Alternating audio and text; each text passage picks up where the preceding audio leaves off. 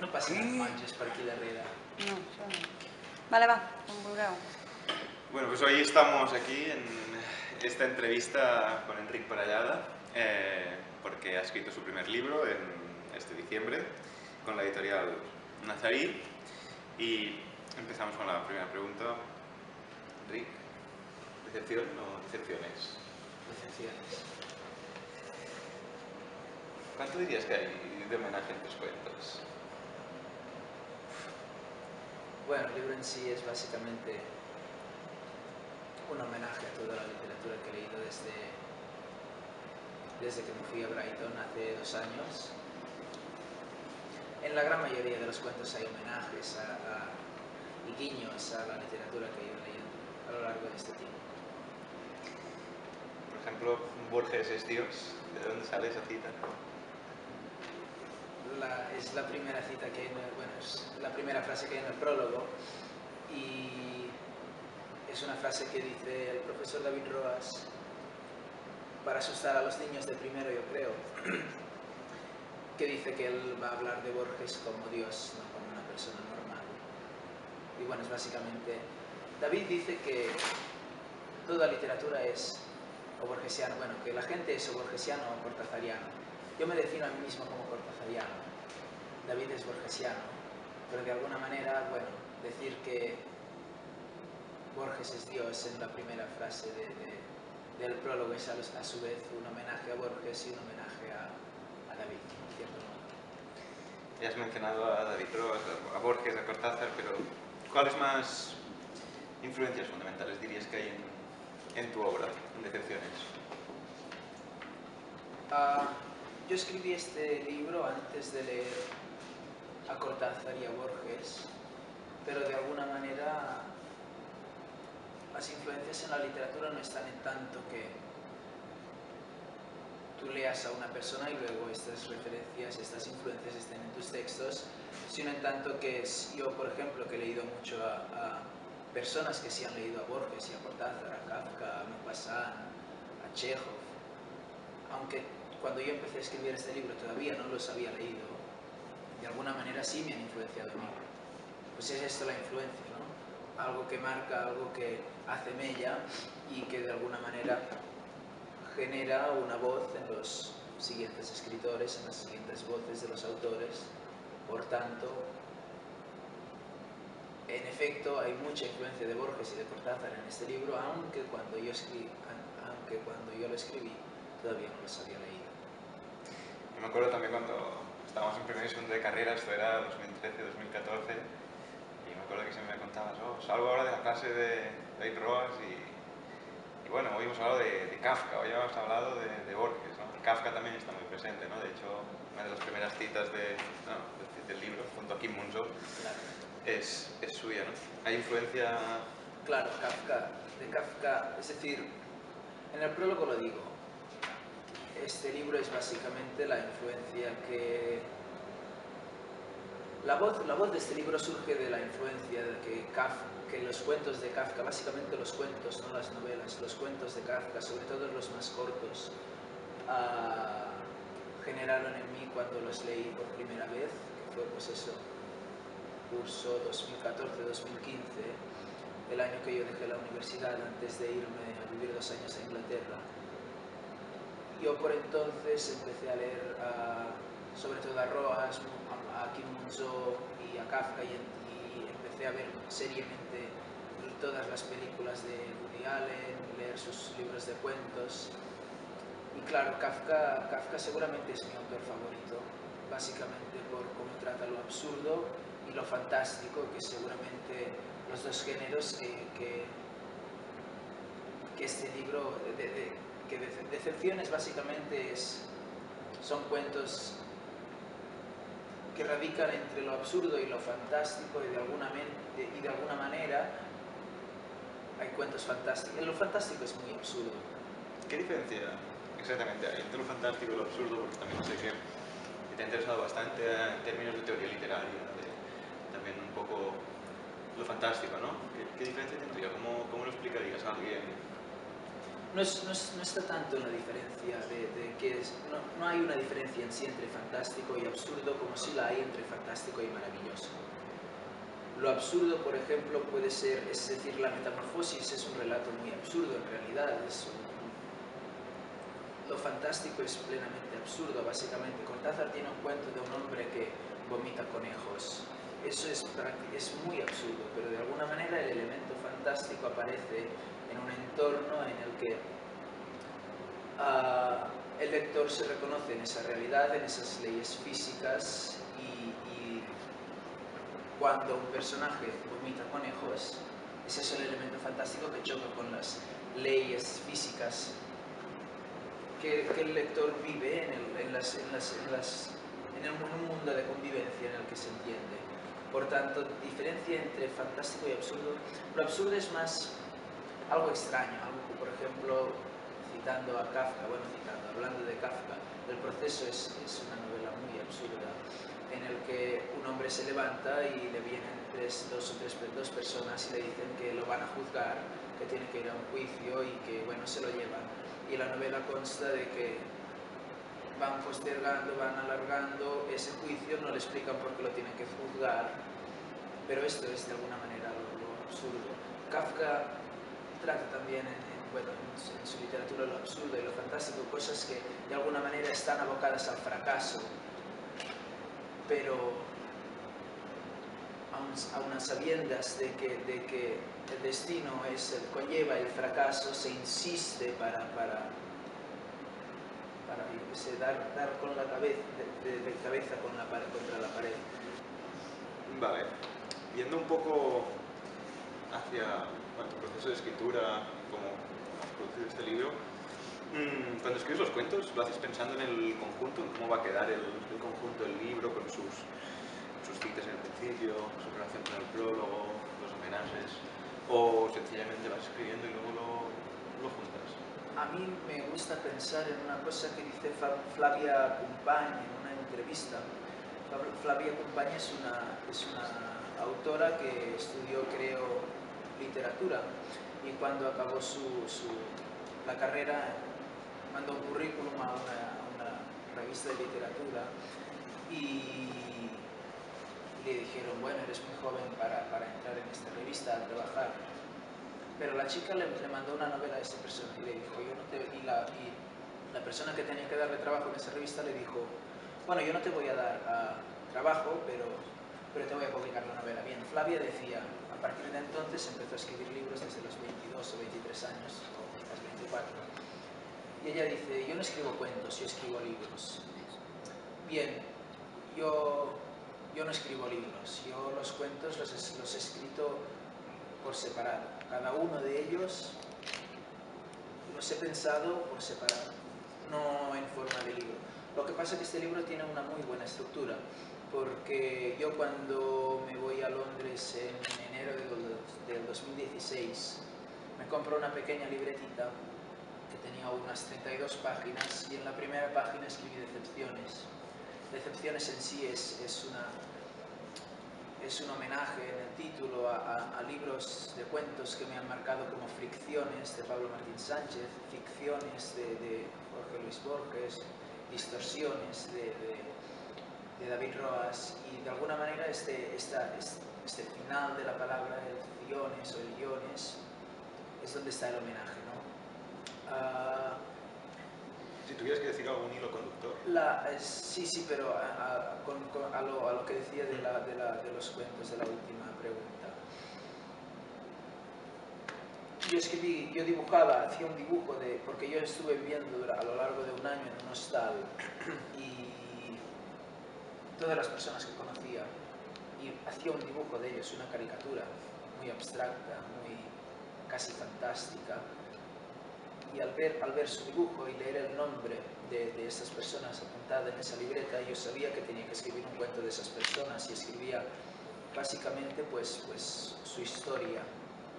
Historias que brevemente te podían contar porque son personas que yo nunca llegué a conocer mucho, pero sabía, bueno, un poco de sus vidas. Lo poco que sabía me inspiraba en un cuento y por tanto todos esos cuentos, todos esos dibujos de aquellas personas que yo fui dibujando, todos estos cuentos, que eran unos 32, bueno, dibujos, hice los cuentos, una vez los acabo, yo tenía 12 cuentos más o menos, o quizás 15, entre 10 y 15, no me acuerdo muy bien, que los tenía como en la nevera, que los había escrito antes de emigrar a Londres. Y entonces rescaté esos cuentos, me los leí, y esos cuentos de antes de irme fueron la primera parte. De alguna manera, esos cuentos, porque yo empiezo a escribir cuando ya tengo en la cabeza que yo me voy a Londres, cuando yo empiezo a trabajar. En el primer cuento habla de un hombre que trabaja en una fábrica, es básicamente porque yo estuve trabajando en una fábrica para, con el dinero ahorrado de esa fábrica, poderme irme a Londres. Borges decía sobre sus personajes que cada uno de sus personajes en sus cuentos es Borges, y que de alguna manera sus personajes no necesitaban de nombre porque se sabía que sus personajes eran él, era Borges, Jorge Luis Borges. Regresando también a la siguiente pregunta, que es eso del hilo conductor, quizás es eso, es alguien que emigra, alguien que viaja. Por tanto, si el libro tiene 3 partes y la primera parte está como es la antesala al viaje, la antesala a la emigración, la antesala a conocer a todas estas extrañas personas que me han dado estos relatos básicamente absurdos, que son los de la segunda parte, que son sencillamente el título de cada uno de los cuentos son nombres de personas, y hay un cuento que se titula El hombre que dormía debajo, que se titula así básicamente porque no me acuerdo de su nombre, a pesar de que estuvo durmiendo 5 o 6 meses debajo de mi cama en el hostal. La cosa es básicamente esto, ¿no? La estructura del libro se fundamenta en esto, en la libretita esa y en los cuentos que escribí yo antes. Cuando acabé de escribir todos los cuentos, recuerdo arrancar todos los papeles de la libreta, ordenarlos como yo pensaba que tendrían un mejor sentido a la obra. Ya no, es decir, el orden de los cuentos no está en el orden cronológico de cómo yo escribí los cuentos, pero sí está en el orden cronológico de cómo yo fui conociendo a esas personas. Por ejemplo, la persona que me hizo cambiar de ciudad de Brighton a Londres es Omar, y Omar tiene un cuento, y por tanto el cuento de Omar lo escribí mucho antes que otros que en el libro están antes, están colocados previamente al cuento de Omar, pero de alguna manera, como yo a Omar lo había conocido más tarde, ese cuento tenía que ir colocado a posteriori. Pues esto es básicamente el orden del libro, y el hilo conductor seguramente es esto: alguien que emigra, alguien que tiene que dejar una vida atrás, y alguien que en la soledad pues se refugia en la lectura y en la escritura. Sí, ¿no? De hecho tú mismo lo has comentado, que hay una fuerte impronta biográfica, ¿no? en tus cuentos, para los que te hemos ido conociendo y nos vais contando los movimientos que hacías, ¿no? Y yo te quería preguntar, por ejemplo, yo me acuerdo que nos decías que en Inglaterra, por ejemplo, había más vagabundos que aquí, y eso te llamaba la atención. ¿No? Puede ser que salgan más vagabundos por una cuestión básicamente biográfica, y también nos ha dado un poco la sensación yo te quería preguntar, ¿se podría decir que tus cuentos están sumergidos totalmente como en los problemas de esta generación joven de españoles que somos y que nos ha tocado sufrir la migración por falta de trabajo, la precariedad, la evasión? ¿Qué te parece? Te voy a hablar de Cortázar otra vez, porque, bien, él decía: la gran mayoría de los autores del boom latinoamericano escriben en Europa, en Barcelona, en París, principalmente. Cortázar se fue a París y él decía que él no era un autor exiliado, se fueron básicamente por el exilio. Cortázar decía: no, yo me he ido a París porque he querido ir a París. Pero una vez está allí se da cuenta de que de alguna manera él no podía regresar tranquilamente porque alguien lo estaba buscando, alguien iba por él, y quizás pues de regresar, de no haberse quedado en Francia, en París concretamente, hubiera tenido consecuencias. Esto me ocurre algo parecido a mí. Yo dejo la carrera porque yo me quiero ir a aprender inglés, yo quiero romper con mi vida anterior y hacer algo nuevo.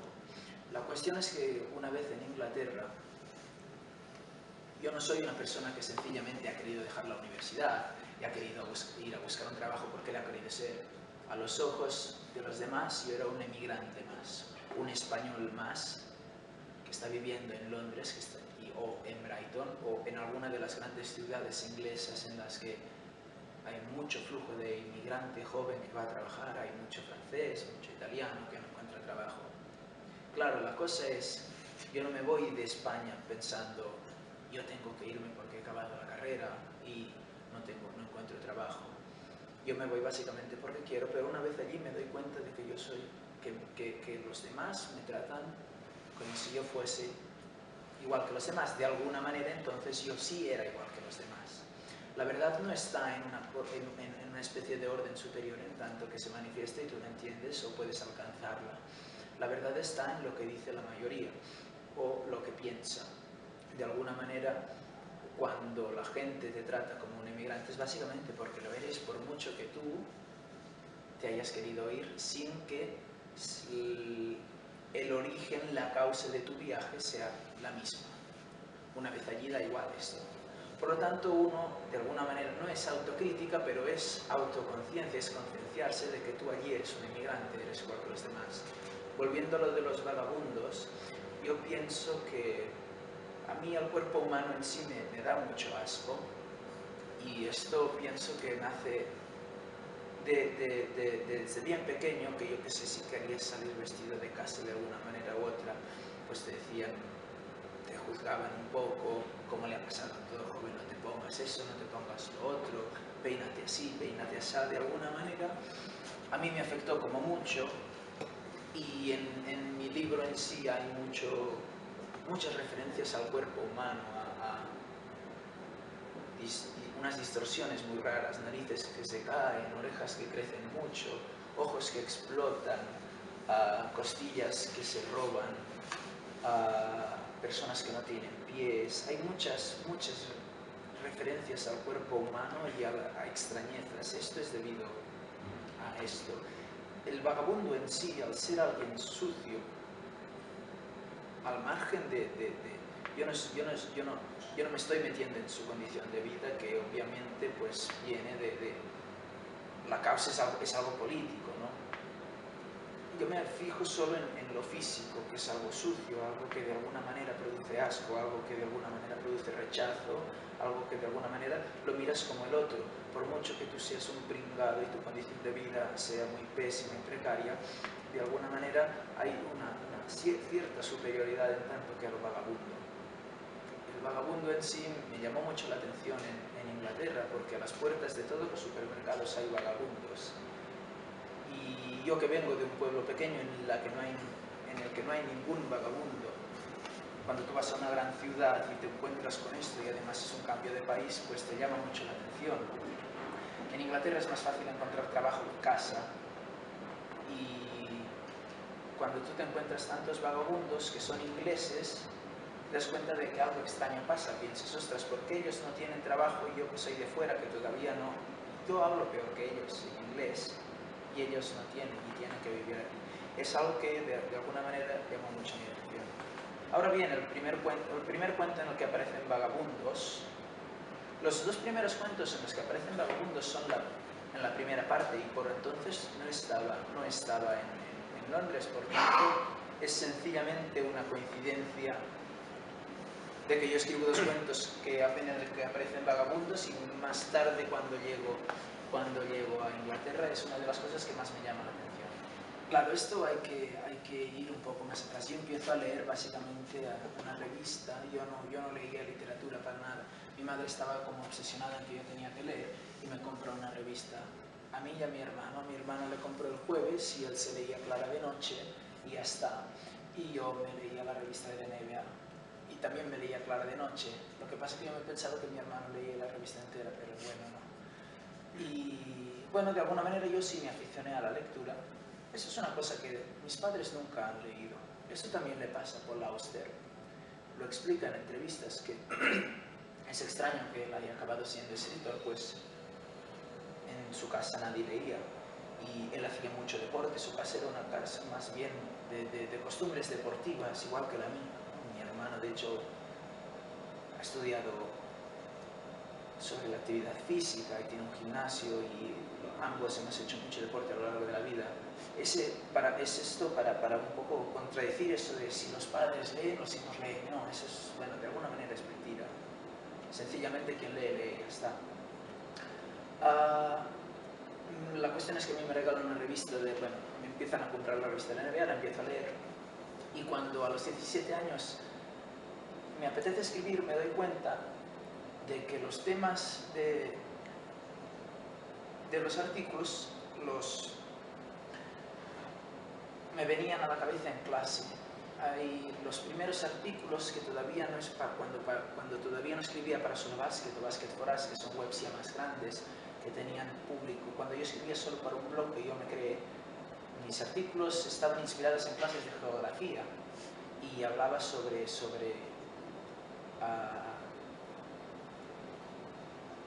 ¿cómo se dice?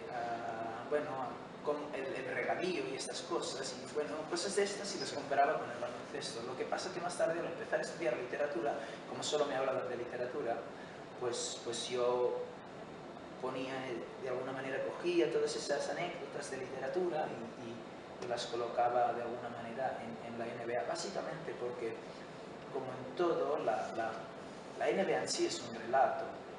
El periodismo en sí es un relato, ¿no? Las cosas no funcionan sin este relato, sin lo contado de todo. Y no sé qué quería decir más. Sí, no, es también cómo se daba ese giro, ¿no?, del periodismo deportivo a escribir cuentos. Es también muy conocido tu artículo sobre Terry Eagleton y la literatura en la web de la Editorial, donde, bueno, todo estudiante de primera de carrera, cuando recurre a él, porque, bueno, hace 2 años de filología española luego. Y ese giro, ¿no? Es decir, dices que realmente no hubo tal giro, en el fondo siempre hubo la presencia de la literatura y del deporte, ¿no? ¿Verdad eso?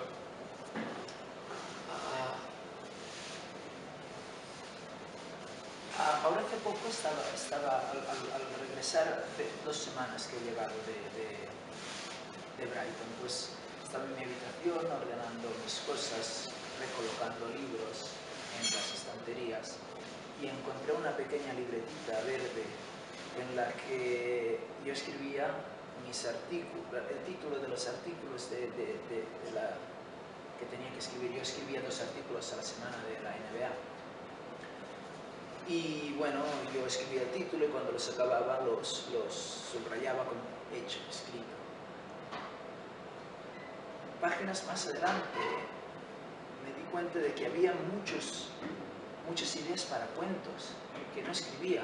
No me acordaba yo de eso. Ya en segundo de carrera, en esa misma libreta, yo escribía temas para cuentos. Me acuerdo de y me vino a la cabeza muchos recuerdos. Yo me acuerdo de cuentos, por ejemplo, de un tipo que tenía un taxi que al tirar, cada vez que conducía el taxi tiraba atrás en el tiempo. Y yo me acuerdo que estuve pensando mucho en eso, pero nunca le di salida, nunca acabé de escribir ese cuento. Es decir, ya en segundo de carrera ya pensaba mucho en cuentos, pero nunca los escribía. De hecho, mi inicio en los cuentos está en conversaciones con mi abuelo. Mi abuelo está un poco sordo y cuando yo hablaba con él respondía de alguna manera como que no me entendía, y al no entenderme yo simplemente transcribía esas conversaciones y quedaba una conversación muy absurda en la que uno le pregunta una cosa y otro responde otra que no tiene nada que ver con la pregunta, y eso creaba una sensación graciosa. No sé si escribí quizás unas 10 o 15, transcribí unas 10 o 15 conversaciones, pero de alguna manera me parecía como ofensivo, ¿no? Y dejé de hacerlo. Pero el cuento en sí era como algo que, supongo que como tuve 2 profesores que estaban muy vinculados al cuento, que fueron Fernando Valls y David Roas, de alguna manera eso me llamaba muchísimo la atención. Y el pensar en cuentos es algo que está en mí desde muy atrás y no me acordaba. hay otro cuento que me llama bastante la atención y, bueno, de hecho me ha contado un pajarito una historia de un curso de escritura y me ha dicho que está dedicado también, está relacionado con el homenaje que haces a Pablo Martín Sánchez y a Mercedes Abad. ¿Nos podrías contar un poco más esa historia? Esa historia es muy bonita. Pues yo soy un poco como un groupie de los profesores, era un groupie de los profesores y las profesoras que me estaban en la universidad, y tenía a David Roas en el Facebook. Me enteré de que David Roas hacía es un poco larga la historia, una presentación sobre Bienvenidos a Incaland, y en esa presentación le presentaba el libro a Pablo Martín Sánchez. En esa presentación yo por primera vez me compro un libro de Pablo Martín Sánchez titulado Fricciones, me lo leo, me encanta y tengo muchas ganas de leer su novela, que es El anarquista, que se llamaba como yo. Más tarde me doy cuenta de que en el Corte Inglés de Barcelona hacen un curso, un taller de escritura que lo tutoriza Mercedes Abad, que es una escritora de referencia para mí también, y yo asisto al curso porque invitan a Pablo Martín Sánchez a hablar de su novela en una de las sesiones, que era la octava. Bueno, la gente se tenía que leer la novela, etc. En la octava sesión viene Pablo Martín Sánchez y cuentan una anécdota entre Mercedes Abad y Pablo Martín Sánchez, que era que Mercedes Abad se compró un libro de Pablo Martín Sánchez y unas páginas estaban del revés, y Pablo Martín Sánchez quiso comprarle el libro a Mercedes, pero Mercedes se lo negó. El trabajo del taller literario era que tú tenías que entregar un cuento al final del taller, y en la última clase se leía. Yo entregué un cuento y ese cuento básicamente era una parodia a esa anécdota de ambos escritores que nos contaron, porque de alguna manera mi objetivo era que Mercedes pudiese enseñarle ese cuento a Pablo. La cuestión es que Mercedes a la última clase lee los cuentos que más le gustaron, uno de ellos fue el mío, y cuando se acabó la clase, en secreto vino una señora mayor a decirme: oye, me ha gustado mucho el cuento, es que nadie lo sabe y no se lo digas a nadie, pero yo soy la madre de Pablo Martín Sánchez y me gustaría que este cuento se lo leyera. Y yo, claro, había dos opciones: una era mandarle el cuento por correo como me pidió ella, o la otra era darle a la madre de Pablo Martín Sánchez ese cuento con las anotaciones de Mercedes Abad y escribir mi correo. De manera que yo se lo entregué a esa señora se lo entregó a su hijo, el escritor, y al cabo de 2 días Pablo Martín Sánchez me mandó un correo diciendo que se había leído el cuento y que le había gustado. Entonces, más tarde, Pablo Martín Sánchez escribe su segunda novela, Tuyo es el mañana, una novela increíble publicada en Acantilado, y lo dedica a la madre que lo parió, es decir, a la madre que me parió, pero solo escribe las iniciales de cada una de estas palabras. Y de alguna manera yo pensé que era de justicia poética que yo dedicase ese cuento a la madre que parió a Pablo Martín Sánchez. Estas historias son bonitas, ¿no? Me gustaría hacer un pequeño giro un poco y hablar del cuento como género literario, ¿no? Como género literario. Una pequeña reflexión, ¿no? Que es como el sentido común al respecto. Cuando la gente piensa en grandes escritores, piensa en escritores de novela o incluso poetas, pero cuando hablas de que soy escritor de cuentos, se relaciona más con el cuento infantil, a lo mejor, ¿no? Ese sería el sentido común. ¿Cómo ves el género literario del cuento ahora mismo, en la actualidad? Borges, por ejemplo, no tiene premio Nobel básicamente porque solo escribió cuentos y poesía. García Márquez escribió novelas y sí tiene el premio Nobel, igual que Julio Cortázar, básicamente escribió cuentos, dedicó su obra al cuento y no tiene el premio Nobel.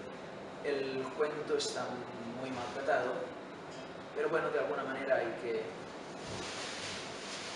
Poco a poco, desde el 1980 existe en España una cultura que ha engrandecido de alguna manera el género, básicamente por la costumbre, porque cada vez más escritores han insistido en intentar publicar la autora de referencia en España, en este caso, es Cristina Fernández Cubas, que es seguramente la primera escritora que presenta, después de la dictadura de Franco, un libro de cuentos a una editorial. Eso fue muy rompedor. Nadie confiaba en el cuento. De alguna manera, el cuento se ha considerado históricamente como el paso previo a la novela. De hecho, yo cuando le digo a la gente, escribo cuentos, me dicen, ¿cuentos para niños? Y digo, no, cuentos. Y me dicen, y digo, no, bueno, para adultos, para quien quiera leerlo. Y me dicen, cuentos de sexo. Y digo, claro, los adultos, es decir, los niños tienen cuentos para niños y los adultos solo tienen cuentos de sexo. Yo digo, no, es sencillamente una historia breve. ¿Pero qué quieres decir? Bueno, este es el problema. A la gente no le gusta la literatura, a la gente le aborrece leer porque no ha leído cuentos. El cuento en sí, la raíz de esta palabra es preciosa, es básicamente cuento, es de contar, vivimos para contar. Los mismos perfiles de las redes sociales son cuentos, es decir, los utilizamos para contar cosas de nosotros. La vida en sí es contar, por lo tanto, contar breve es algo muy interesante. Y claro, el género, yo pienso que poco a poco se tiene que ir acercando este género a la gente. De alguna manera, los poetas que ahora están teniendo mucho éxito, como Defrets, que hace pocas semanas estaba en la Feria Internacional del Libro haciendo una charla con Ernesto Castro, es un poeta para mí nefasto, pero vende mucho, porque de alguna manera consigue transformar lo que ha sido la poesía histórica en algo en verso, algo muy cerrada, una estructura que de alguna manera, al estar escrito en verso, a la gente joven le cuesta un poco, a la gente joven y a la no joven le cuesta un poco entrar porque no hablamos en verso. Por tanto, lo que hace Defrets es escribir pequeños párrafos en prosa y decir que eso es poesía. Está bien. De alguna manera esto ha conseguido llegar a mucha más gente. Lo que hay que hacer es leer mucho más. Yo creo que Defrets es alguien a quien le faltan muchas lecturas. Si por casualidad él viese esta entrevista, seguramente le caería muy mal. Yo tengo muchas ganas de leer a Defrets. Lo sigo en Instagram y publica. Bueno, a mí no me gusta en particular, porque, bueno, pero hay que hacer un poco eso, ¿no? Lo que él ha conseguido es encontrar una forma muy atractiva. Pues de alguna manera hay que hacer lo mismo con el cuento. Llevarlo de alguna manera a la cultura pop, a que la gente no se avergüence de publicar un cuento, un microrelato, hacerle una foto y publicarlo en Instagram, y que eso tenga cierto sentido. Lo que le falta al cuento es que de alguna manera es un género como muy para estudiosos, pero estudiosos y a su vez son como marginales, porque la gente que defiende el cuento en la universidad y en lo académico está como muy criticado. Quizás ahora ya no tanto, gracias a esfuerzos grandiosos como gente como Ángel Olboso, José María Merino, David Roas, Fernando Valls y muchos más. Siento que solo haya hablado de hombres, pero bueno, Cristina Fernández Cubas, Flavio Compañ, Clara Obligado. Hay muchas escritoras y Mercedes Sabar, escritores y escritores que han trabajado mucho para que de alguna manera se rompa este estigma de ortodoxo, de antiguo, de que no tiene futuro, ¿no? Yo pienso que ahora lo que hace falta, Clara Obligado dice en una entrevista muy interesante que hay una generación de escritores entre ella y Andrés Neumann. Andrés Neumann debe tener cerca de los 40 años, ahora creo que es del 77, o por ahí. Y Clara Obligado, pues bueno, es una persona mayor actualmente y dice que bueno, que de ella, Andrés Neumann es una sola generación y quizás se llevan 30 años, ¿no? Yo estoy de acuerdo en eso, porque de alguna manera son los escritores que desde el 80, bueno, claro, como dije, Andrés Neumann no escribió el 80 porque, bueno, nació hace poco y hacía poco. La cuestión es que estos escritores lo que hacen es crear una cultura. Y yo, como nuevo escritor, como nueva generación de escritor, lo que hago es beber de ellos. Mis referencias literarias son ellos. No son, por ejemplo, Stephen King o ¿entiendes? La gente que lee ellos. O Javier Marías. Yo los leo a ellos. De alguna manera, al leerlos a ellos, yo ya soy la nueva generación. Mi máxima inspiración está en ellos. de alguna manera hay que crecer en esta nueva, hay que nacer de aquí una nueva generación de escritores que sepa hacer lo que ha hecho Deflets con la poesía, llevarla de alguna manera al público pop, al público Instagram, al público de las redes sociales, para de alguna manera tener un pie en ambos lados, en lo leído, en lo bestseller, por mucho que se critique, y en lo académico. Es decir, no en tanto que tú escribas una cosa pensando en que te lo van a estudiar, sino en ser una persona leída, ser una persona que tiene interés en la teoría literaria, ser una persona que tiene interés de alguna manera en romper con estos canons, intentar leer gente viva y aprofundir en esto. Yo pienso que lo que le falta al cuento es encontrar la forma de que llegue a más gente. Claro, porque... A gente joven, básicamente. Pareciera que, siendo una cosa, bueno, relativamente corta y en este mundo de la inmediatez y las redes sociales, pareciera que tuviera que ser el género más exitoso, ¿no? Si se mira desde este punto de vista. Lo será. Paciencia. Hay que tener paciencia.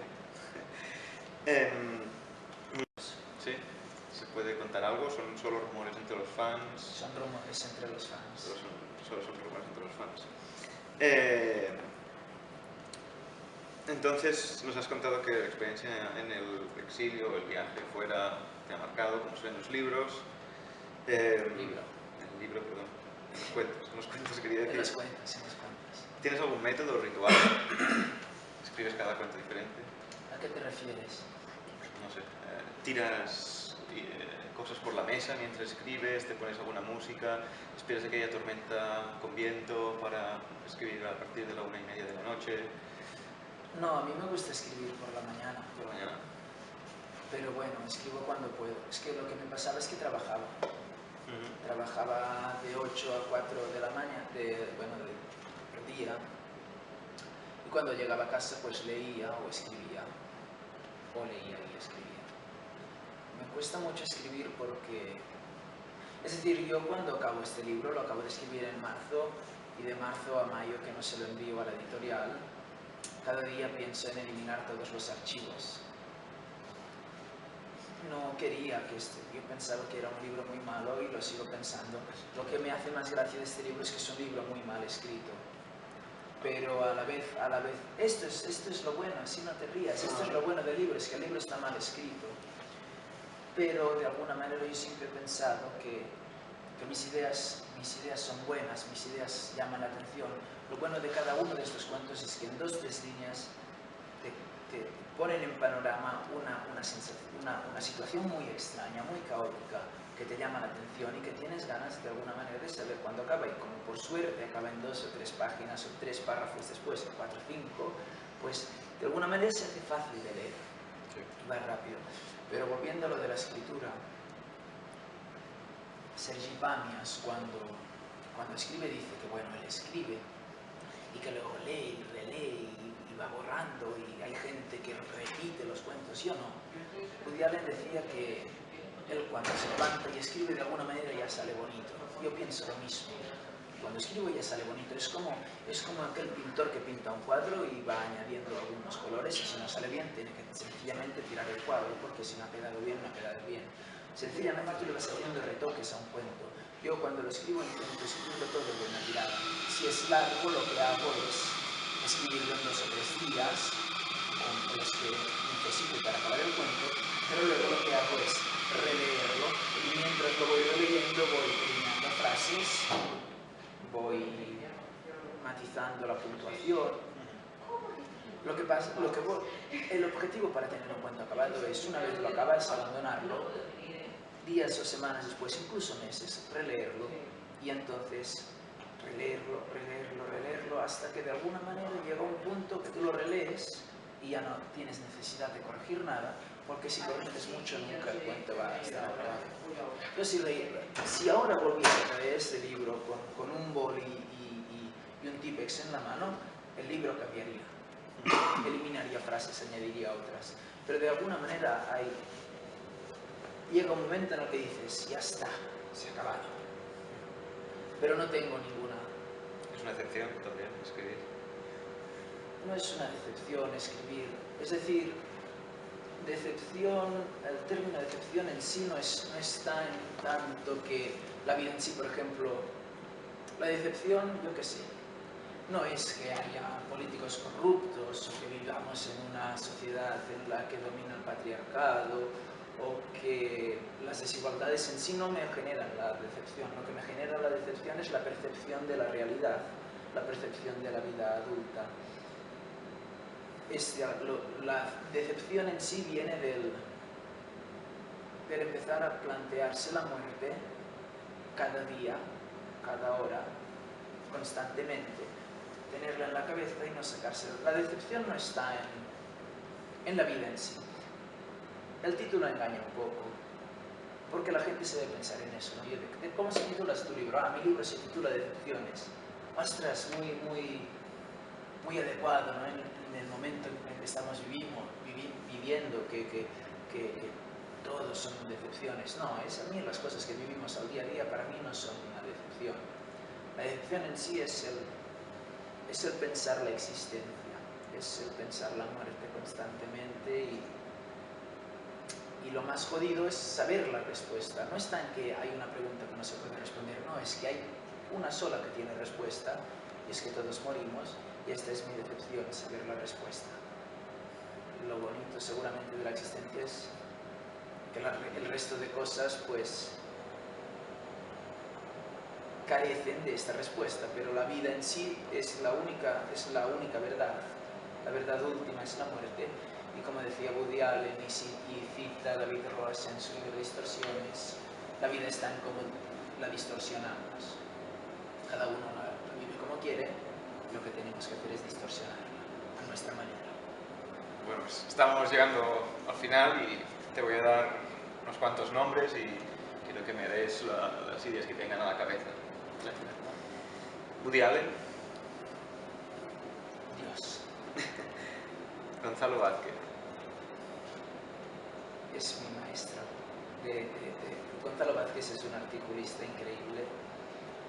Recuerdo una vez que yo me fui a Madrid para comer con Antonio Vázquez, no son familia ni nada, sencillamente es el director de la revista oficial, era el director de la revista oficial de la NBA, y hablábamos de Gonzalo Vázquez porque él escribía en la revista y me dijo, Gonzalo Vázquez no es un periodista, Gonzalo Vázquez es un escritor que escribe artículos de la NBA.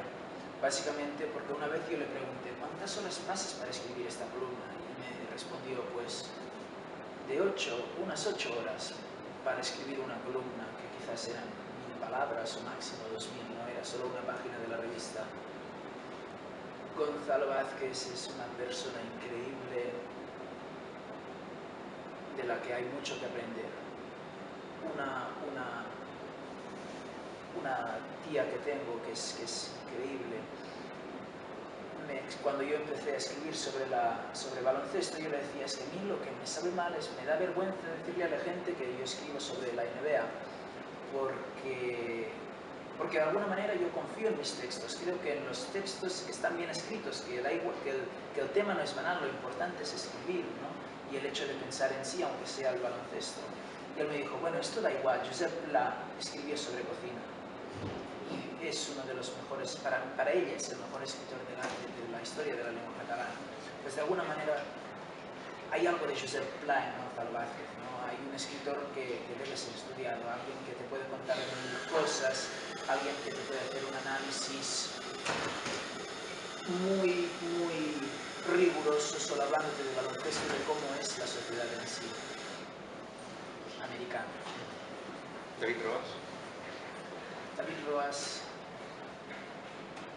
David Roas es seguramente la persona que más me ha influenciado intelectualmente.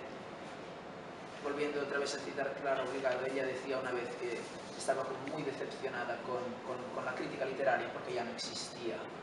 Ella decía que bueno, que la crítica literaria lo que hacía en el pasado era dirigirle, conducirla en sus próximas lecturas. Bien, gracias a las nuevas tecnologías y gracias a todas las entrevistas que le han hecho a David Roas, esto ha sido crítica literaria.